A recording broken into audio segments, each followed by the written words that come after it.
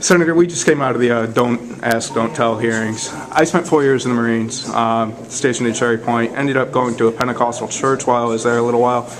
It's pretty explicit. God, country, family, in that order. What I'm wondering is, it's well known that the military is very evangelical in nature. We've got all sorts of people, but there's a strong component of evangelicalism. To these people, Sodom and Gomorrah is an allegory. It's the truth. That's what God does to countries that start engaging in all sorts of what they would call perversion. I'm wondering if we're asking Christians serving in the military right now to set aside their beliefs if we repeal Don't Ask, Don't Tell. After all, they'd have to promote gays without calling out the sin, etc. Well, what a premise to a question. I know it was long, but well, actually, I was stationed in North Carolina too, right up Highway 70, Goldsboro, North Carolina, Seymour Johnson Air Force Base, and 4 years in the JAG department of the United States Air Force, where we sometimes dealt with issues like this.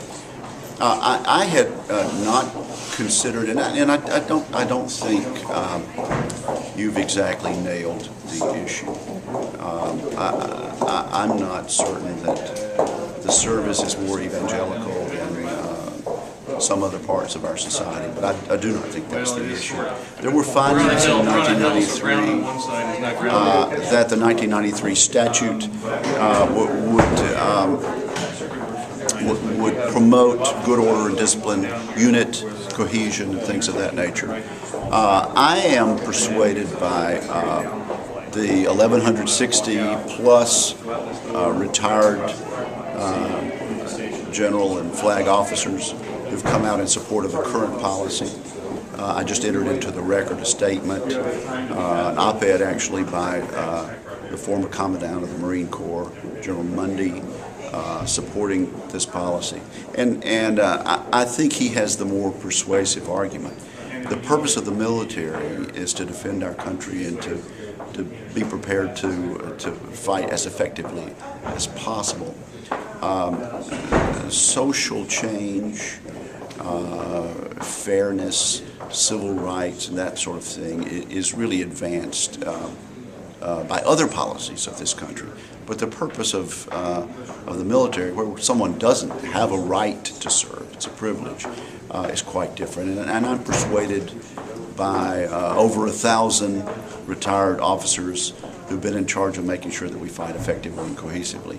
I think they present a more persuasive argument. The other side of that argument would be that when we had integration in the military, we heard a lot of the same arguments. Social change shouldn't be enforced through the military. We're here to win wars. I'm sure you had a lot of supporters of the kind of apartheid or separate but equal nature of the military that existed back then. Well, that argument was made, and I think it was properly rejected. I think. What's the difference between then and now? There is a difference, and I could go on at length about what homosexual conduct, homosexual feelings and intentions have toward other members of a unit. To me, I view that entirely different from. Is it different from men serving with women? Well, I have my own views about women in combat, which are not totally subscribed to. But you asked me to give you a couple of minutes. Yeah, you give me enough time. Thanks very much, Senator.